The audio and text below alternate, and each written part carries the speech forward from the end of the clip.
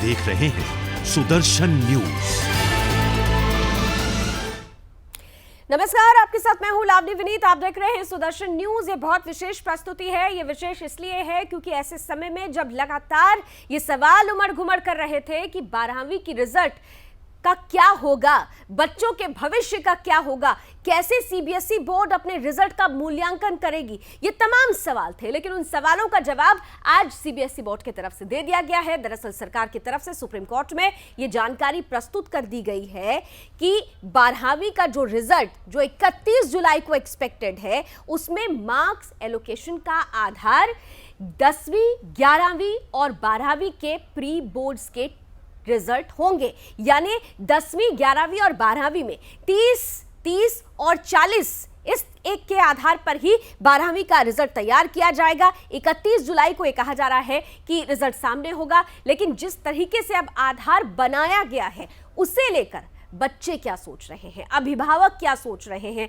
Teachers इसे किस तरह से लेते हैं, क्या निश्चित रूप से ये जो आधार बनाया गया है वो बच्चों के मार्क्स के साथ जस्टिफिकेशन कर पाएगा, क्या उपयुक्त तरीके से मूल्यांकन हो पाएगा? ये तमाम सवाल हैं जिनका जवाब आज हम ढूंढने की कोशिश करेंगे। हमारे साथ सीबीएसई से जुड़े हुए खास चेहरे होंगे, हमारे साथ स्टूडेंट्स भी होंगे। उनके मन में इस फॉर्मूले को लेकर क्या कुछ चल रहा है, इस पर भी हम आपको जानकारी देंगे। एक बार फिर से हम आपको बता देते हैं कि सुप्रीम कोर्ट में दरअसल सरकार की तरफ से यह हलफनामा दायर कर दिया गया है। बता दिया गया है कि 12वीं का जो रिजल्ट आएगा, 12वीं का जो परिणाम आएगा, वो 10वीं, 11वीं और 12वीं के प्री बोर्ड के नंबर्स के आधार पर होगा। और नंबर्स का एलोकेशन कैसे? 30:30:40, यानी 10वीं में 30%, 11वीं में 30% और 12वीं में 40% के आधार पर 12वीं का रिजल्ट तय किया जाएगा। 31 जुलाई एक्सपेक्टेड डेट बताई जा रही है कि 31 जुलाई को यह रिजल्ट सामने आ जाएगा। लेकिन इससे पहले जो फॉर्मूला दिया गया है, उसे लेकर अभिभावक क्या सोच रहे हैं, बच्चे इसे लेकर कितने सेटिस्फाइड हैं, इन तमाम सवालों का जवाब और इन तमाम जो आधार दिए जा रहे हैं सीबीएसई बोर्ड की तरफ से, इस आधार में कितनी मजबूती होगी, मार्क्स के साथ कितना जस्टिफिकेशन हो पाएगा, ये सारी बातें आज हम अगले आधे घंटे में कुछ विशेष अतिथियों के साथ करने वाले हैं।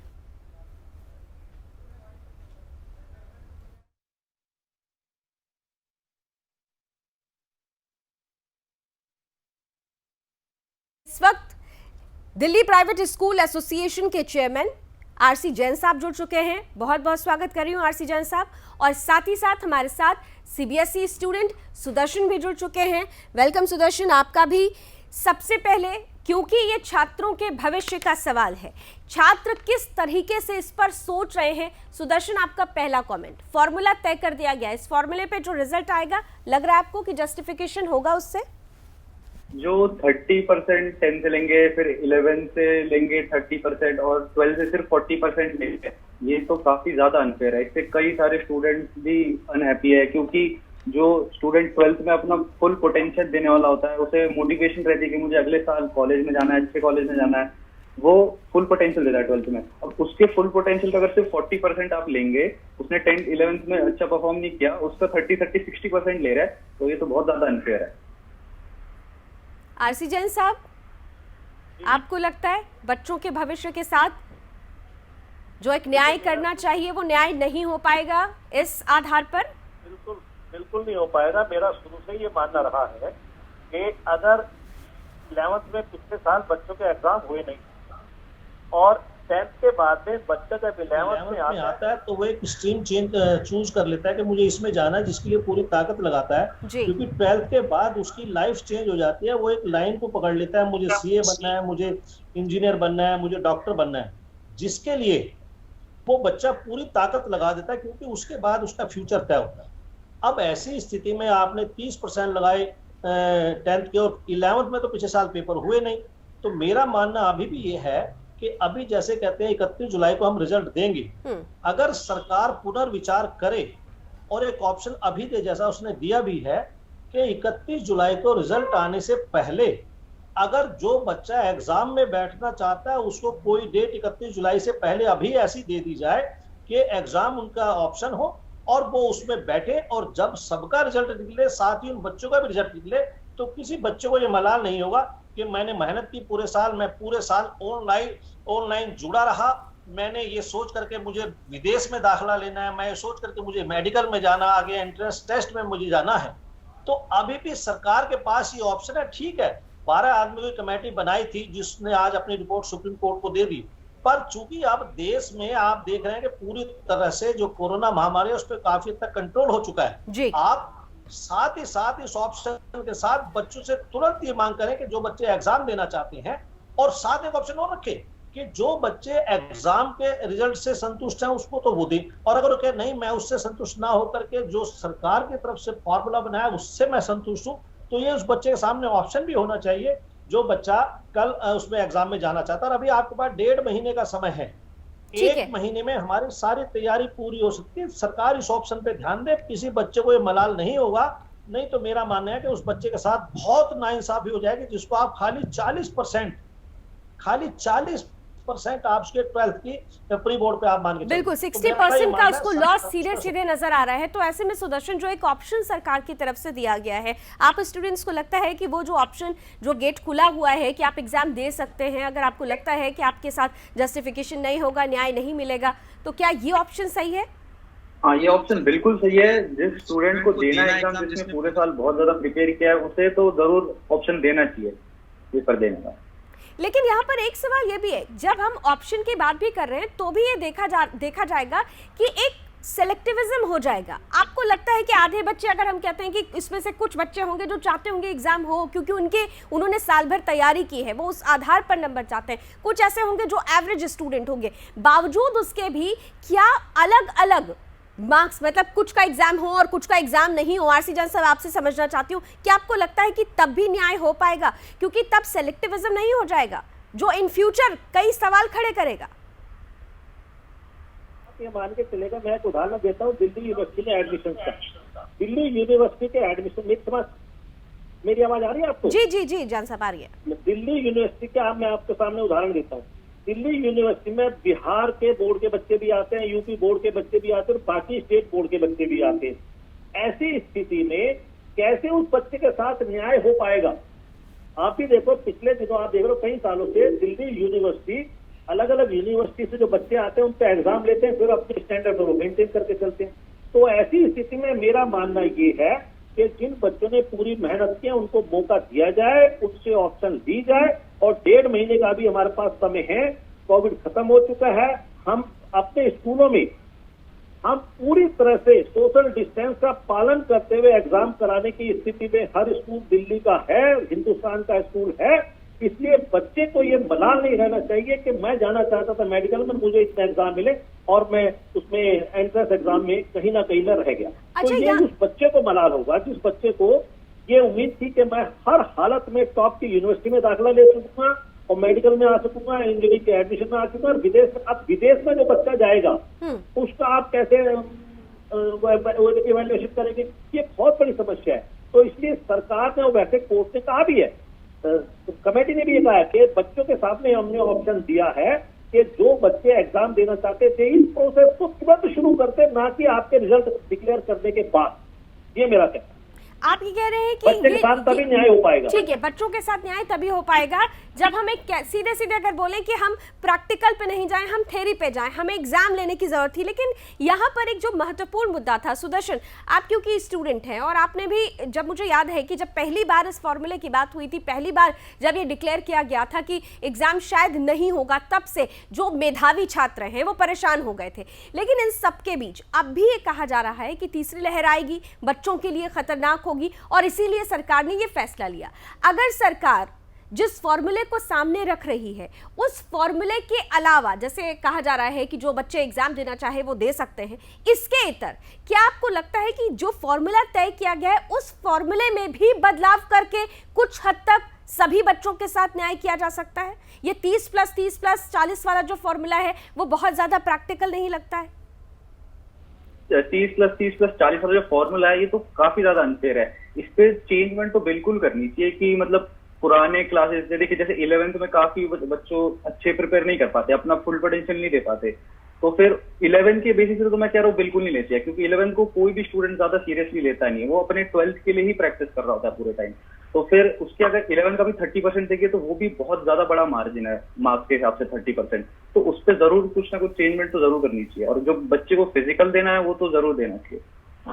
मार्जिन की बात आ रही है जैन साहब, आप क्योंकि आप तो खुद अध्यापक हैं, तो इस तरह से अगर देखा जाए क्या ये जो 30 + 30 और +40 का फॉर्मूला है, अगर इसमें मार्जिन बढ़ा दिया जाए तो क्या इससे कुछ रास्ता निकल सकता है? देखिए, रास्ते की बात तो मैंने शुरू में एक बात कही है कि 11th में पिछले साल बच्चों को, हेलो जी जैन साहब सुन रहे हैं हम लोग आप। मैं ये बता रहा हूँ कि पिछले साल 11th का एग्जाम हुआ नहीं था, बच्चों को ऐसे ही प्रमोट कर दिया गया था। तो ऐसी स्थिति में जो 30 आपने 11th के लिए रखे उसका कोई यूज नहीं बनता है। मेरा अभी भी सरकार से मानना है कि देखिए, बच्चों के साथ अन्याय ना करें, बच्चों के साथ न्याय करें, और अभी भी सबसे पहले उन बच्चों के सामने ऑप्शन के देखिए, जिस बच्चे ने मेहनत नहीं की उसको तो कोई फर्क नहीं पड़ता, उसने तो पास हो जाना है। जिसने आगे अपने फ्यूचर को बनाना है, जिसने पूरे साल 6 घंटे ऑनलाइन क्लासें ली और मेहनत किया इस उम्मीद में कि मेरा एक दिन एग्जाम होगा, और एट द 11th आवर में आप उसको ये कह दे कि आपका एग्जाम नहीं होगा, तो उस बच्चे के दिल से पूछो। और कानून हमारा ये कहता है, भारत का संविधान, कि अगर 100 गुनाहगार बच जाएं पर एक बेगुनाह को सजा नहीं होनी चाहिए। अगर इस पैटर्न से हमारे पूरे हिंदुस्तान में एक बच्चे को ये लगता है कि मेरे साथ जस्टिफिकेशन नहीं हुआ है, तो मुझे लगता है कि हमारा ये फार्मूला किसी भी हालत में फेल है। अभी भी मैं सरकार से अपील करता हूँ आपके चैनल के माध्यम से, सरकार के पास अभी 1.5 महीने का समय है, 31 जुलाई को आप रिजल्ट देने जा रहे हैं जी। कल से ही आप ये बच्चे के सामने ऑप्शन रख दें कि हम जो बच्चे एग्जाम देना चाहते हैं उनको हम एग्जाम देने का ऑप्शन दे रहे हैं। 31 जुलाई से पहले उनका रिजल्ट भी उन्हीं बच्चों के साथ हम डिक्लेयर करेंगे। एकमात्र फार्मूला बच्चों के दिमाग से दूर करने का ये है। मैं इसलिए बता रहा हूँ कि मेरे साथ स्कूल चलाता हूँ, इसलिए मुझे पता है कि कई बच्चे 12th में पूरी ताकत झोंक देते हैं, पूरी जान लगा देते हैं कि हमें। और फिर एक चीज और भी सवाल खड़ा होता है, कल को आप कहते हैं कि हमने चलो 12th में तो नंबर दे दिए, कल को आपने नीट का एग्जाम लेना है, कल को आपने इंजीनियरिंग का एग्जाम लेना है, कल को मेडिकल का एग्जाम लेना है, उसमें आप कैसे करेंगे? एग्जैक्टली इसीलिए मैंने सिलेक्टिविज्म की बात की थी, इसीलिए मैंने सिलेक्टिविज्म की बात की थी कि उस समय भी ये तय करना होगा, और इसीलिए अभी के जो नंबर्स आएंगे उसका आधार मजबूत होना जरूरी है। आप दोनों हमारे साथ बने रहे इन सबके बीच, क्योंकि देश भर से रिएक्शंस आ रहे हैं, देश भर से टीचर्स इसे लेकर क्या सोचते हैं, उनकी क्या राय है, जो फॉर्मूला सामने रखा गया है उस फॉर्मूले के रिजल्ट पर वो क्या सोचते हैं, आइए जरा उनके रिएक्शंस भी देखते हैं। देश है वो तो हमें मानना ही है हर हाल में, लेकिन जहाँ तक ये बात है कि सेटिस्फाई नहीं है, इसलिए नहीं है कि हमने पूरे साल बच्चों को ऑनलाइन पढ़ाया, डिपार्टमेंट ने ऑनलाइन पढ़ाया, और बच्चों ने बड़ा मेहनत करी थी और बहुत बच्चों में जज्बा था कि वो इससे अच्छे रिजल्ट देते। हमारी भी एफर्ट्स हैं, बच्चों की भी एफर्ट्स हैं, लेकिन यहाँ पर आपके कोविड की वजह से जो भी हालत बने और सरकार ने ये डिसीजन लिया है, तो बहरहाल हम सरकार के साथ तो हैं, लेकिन सेटिस्फैक्ट्री नहीं है, ना ही हमारे बच्चे सेटिस्फाई हैं इससे, क्योंकि बच्चों ने भी बड़ी अच्छी मेहनत करी है। हमें क्यों, हम बच्चों के साथ कांटेक्ट में रहते हैं, बच्चों को पढ़ाते हैं, हम जानते हैं इस बारे में। तो बेहतर ये होता है, जैसे अब कोविड लगभग काफ़ी कंट्रोल हो गया है, जब सारी एक्टिविटीज़ चल रही हैं, तो वहाँ ये एग्ज़ाम की एक्टिविटीज़ भी कंडक्ट होनी चाहिए थी, हमें ऐसा लगता है। 10th की अगर हम बात करते हैं, 10th के बच्चों के ऊपर बोर्ड का प्रेशर होता है, तो बच्चे जो है और परिपक्व भी बहुत ज़्यादा नहीं होते, और वो प्रेशर पे एग्ज़ाम देते हैं, नंबर उनके कई बार कम आते हैं। 11th की बात करें तो 11th में बच्चे जो है लीनियंट हो जाते हैं कि हमें तो भैया 1 साल रिलैक्सेशन का मिला है, तो हम आराम से पेपर करते हैं, बच्चे ज़्यादा अच्छा नंबर नहीं ले पाते। लेकिन 12वीं में आके बच्चे काफ़ी कुछ परिपक्व हो जाते हैं और वो समझते हैं कि आगे हमारा लाइफ का सवाल है, कैरियर का सवाल है, तो उसमें अच्छे से मेहनत करते हैं। और वाकई में इस साल भी हर साल की तरह बच्चों ने मेहनत की है और चाहते थे कि हमारे एग्ज़ाम्स हों, हम अच्छे नंबर लेकर आएँ। लेकिन कोई बात नहीं, अब सरकार की जो मान्यताएं हैं, जो उन्होंने डिसीजन लिया है, उसको एक्सेप्टेंस मिलेगी, बच्चे जो है उस हिसाब से करेंगे। अगर लेकिन बेहतर होता कि एग्ज़ाम्स हो जाते और बच्चों का रिज़ल्ट हो सकता, प्रदर्शन और अच्छा होता। मेरा कहना यह है कि बच्चों को हमने ऑनलाइन भी बहुत मेहनत करवाई है और इस तरीके से जो सही रिज़ल्ट नहीं आ पाएगा। बहुत से बच्चे जो ज़्यादा मेहनत करते हैं, पढ़ते हैं, उनके इतने नंबर नहीं आ पाएंगे, क्योंकि 10th में नंबर कम आते हैं और 11th में टीचर भी उनको कम मार्क्स देते हैं। 11th में, क्योंकि 12वीं में जाने के उन्हीं बच्चों को पास करते हैं जो 12वीं में पास होने लायक होते हैं। तो 11वीं के नंबर उनके कम आते हैं और उनके 30% लिए हैं, उनको कम लिया जाए। 10th में भी कम 20% और 11th में भी 20% लें और 60% जो है 12th प्री बोर्ड के लेने चाहिए थे, जिनसे उनका रिजल्ट उनकी सही आकलन हो पाता। निश्चित रूप से सभी का ये मानना है कि दरअसल जो मेधावी छात्र हैं उनके साथ ये आधार जो फॉर्मूला तय किया गया है मार्क्स एलोकेशन का, वो कहीं ना कहीं से न्याय नहीं कर पाएगा और इसीलिए हर कोई चिंतित है कि मेधावी छात्रों का क्या, जिन्होंने साल भर तैयारी की है। हमारे साथ आरसी जान साहब भी जुड़े हुए हैं और साथ ही साथ स्टूडेंट सुदर्शन भी जुड़े हुए हैं। सुदर्शन, आपने सुना कि आप भी यही कह रहे हैं और देश भर से लगभग यही रिएक्शन आ रहे हैं। 70% लोग ये कह रहे हैं कि एग्जाम होना चाहिए, क्योंकि यहाँ पर जो बच्चा बहुत तेज रहा, जिसने साल भर तैयारी की, उसकी तैयारी का क्या, उस तैयारी के साथ ये छलावा है। लेकिन इन सबके बीच अभिभावकों के साथ भी, पेरेंट्स के साथ भी ये छलावा नहीं माना जाएगा, क्योंकि 11वीं के दौरान 12वीं की तैयारी के लिए जब साल भर ऑनलाइन क्लासेस हुई हैं, फीस पूरी दी गई है। कई ऐसे पेरेंट्स थे जो उस सिचुएशन में नहीं थे, लेकिन फिर भी उन्होंने, क्योंकि अपने बच्चे के भविष्य का सवाल था, उन्होंने फीस पूरी भरी। बट फाइनली जो रिजल्ट आ रहा है, आपको नहीं लगता कि ये पेरेंट्स के साथ भी छलावा है? देखिए, एक जो पेरेंट होंगे उनका कुछ भी हो जाए, एज अ पेरेंट उनकी फर्स्ट प्रायोरिटी तो स्टूडेंट की सेफ्टी रहेगी। लेकिन एज अ स्टूडेंट भी हमें सोचना चाहिए कि मैं एक स्टूडेंट हूँ, मैंने पूरे साल 12th के लिए प्रिपेयर किया है, मेरे को करना है, मुझे देखना है कॉलेज कौन सा मिलेगा, ये वो, तो फिर जरूर मैं मतलब एग्जाम देने का ऑप्शन तो जरूर होना चाहिए। और एज ए स्टूडेंट मेरा लक्ष्य है कि पेपर देना है, तो फिर तो देना चाहिए।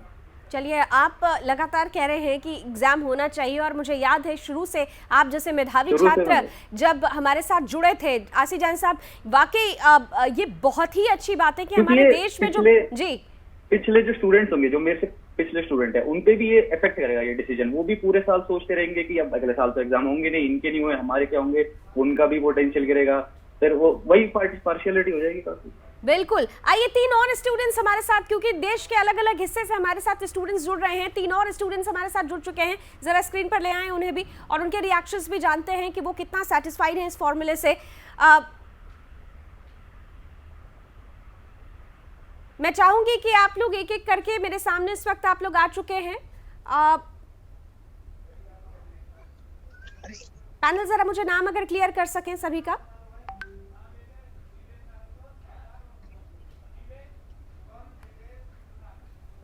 शुभम, नीलेश और तुषार, 3 स्टूडेंट हमारे साथ जुड़ चुके हैं। शुभम, मैं आपसे शुरुआत कर रही हूं, ये जो फॉर्मूला तय किया गया है, सेटिस्फाइड हैं उससे? No ma'am. क्या लगता है आपको, क्यों सेटिस्फाइड नहीं है? मैम, क्योंकि कुछ बच्चों के पिछले साल परफॉर्मेंस जो होती है अलग होती है। 10th, 11th और 12th में अलग अलग बच्चे अलग अलग परफॉर्म करते हैं। 12th में जरूरी, 11th में जरूरी नहीं है सबका सही रहता है, इसलिए। नीलेश, आप क्या सोच रहे हैं? मैम, इतना अप टू मार्क नहीं है डिसीजन, क्योंकि जो बच्चे 12th में मेहनत करते हैं, अलग से ही जुनून होता है बच्चों का, बोर्ड के लिए अलग दिन रात लगे रहते हैं तैयारी में, तो उसके अकॉर्डिंग जो 11th में करते हैं, 11th में बहुत ईज रहता है, नॉर्मली तैयारी करते हैं, इतना बोर्ड जैसा एक्साइटमेंट भी नहीं रहता। लेकिन 12th के लिए तो तैयारी जबरदस्त तरीके से होती है, आपके बाकी के साथी तो यही बोल रहे हैं ना? 12th की तो जबरदस्त होती है, पर जैसे कि अब 10th और 11th के बेस पे भी होगा जो।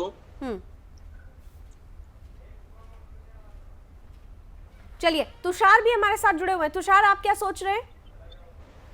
यस मैम, मैं भी कहीं ना कहीं इस डिसीजन से डिसएग्री करता हूँ। 12th तक का ठीक था अगर प्रैक्टिकल बेस होता और इंटरनल असेसमेंट के अकॉर्डिंग होता, पर 11th और 10th कहीं ना कहीं एक स्टूडेंट को सेटिस्फेक्शन नहीं देते कि हाँ उस पॉइंट पे, अगर फिर कहीं ना कहीं स्टूडेंट को पछतावा भी होता है कि काश मैं अगर उसको अच्छा कर लेता तो मेरे आज मार्क्स अच्छे आते, तो वो चीज गलत है थोड़ा।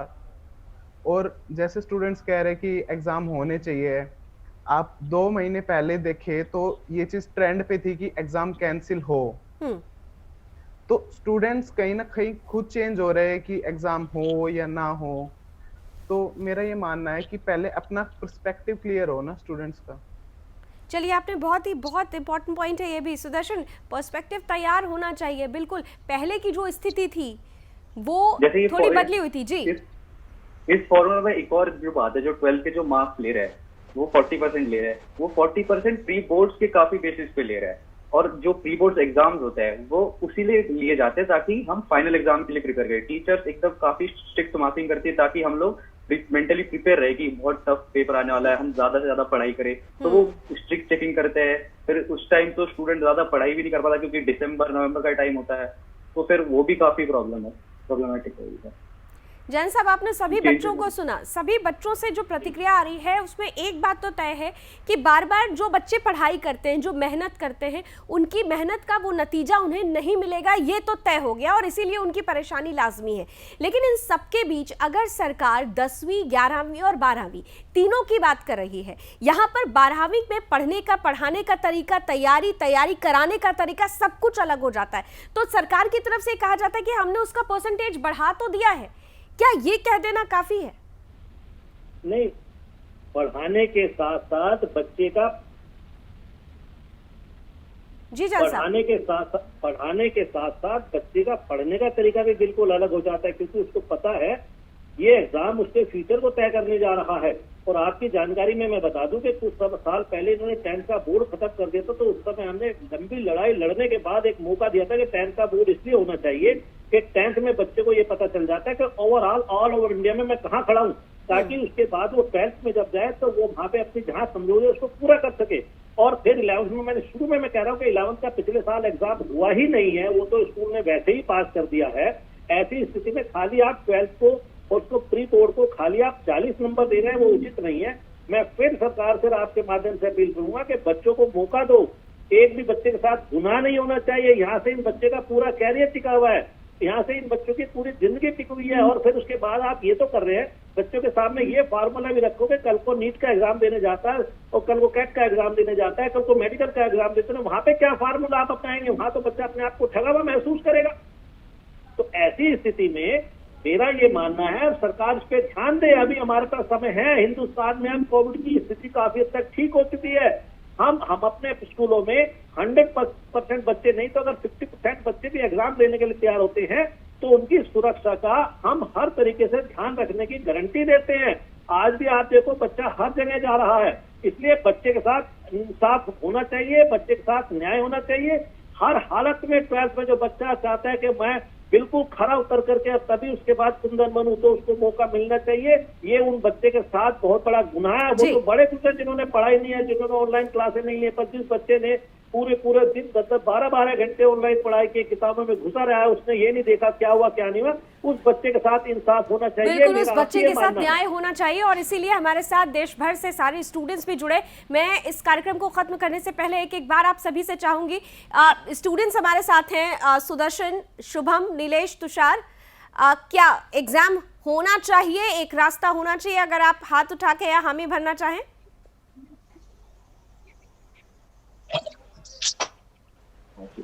बाकी के छात्रों की तरफ से चलिए रिएक्शन आ रहा है। 2 स्टूडेंट्स, मुझे लगता है तुषार, होना चाहिए एग्जाम? यस मैम, एग्जाम होना चाहिए, बल्कि सीबीएसई ने ऑप्शन भी दिया है जब कंडीशन सही हो जाएंगी तब आप एग्जाम्स दे सकते हैं, क्योंकि फिजिकली एग्जाम से बेटर कोई ऑप्शन नहीं है। चलिए, फिजिकल एग्जाम से बेटर कोई ऑप्शन नहीं है। तो चलिए, आप सबकी जो आवाज़ है, जो देश के कोने कोने से आ रही है, हम उम्मीद करते हैं कि आवाज़ भी सीबीएसई बोर्ड तक पहुंच रही है, सरकार तक पहुंच रही है और वो इस बात को भी समझेंगे। आज उन्होंने फॉर्मूला सुप्रीम कोर्ट में रखा है, लेकिन अभी 21 जून वो तारीख होगी जब डिसीजन सामने आएगा कि होगा क्या इसी फॉर्मूले के आधार पर मूल्यांकन किया जाएगा, रिजल्ट तैयार किया जाएगा, या फिर इसके इतर कुछ और तैयारियां हो सकती हैं। 31 जुलाई रिजल्ट आने का दिन तो घोषित कर दिया गया है, लेकिन रिजल्ट आने के दिन के पहले फॉर्मूले का रिजल्ट को लेकर जिस तरीके से प्रतिक्रियाएं आ रही हैं वो निश्चित रूप से सोचने वाली हैं। Thank you so much all students और बहुत बहुत धन्यवाद आसिजान साहब, आपने समय दिया।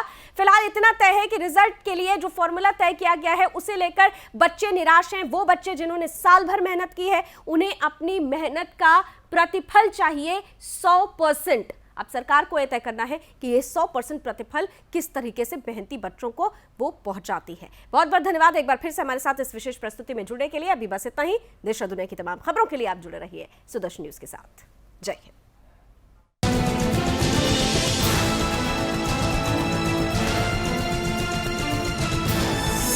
आप देख रहे हैं सुदर्शन न्यूज।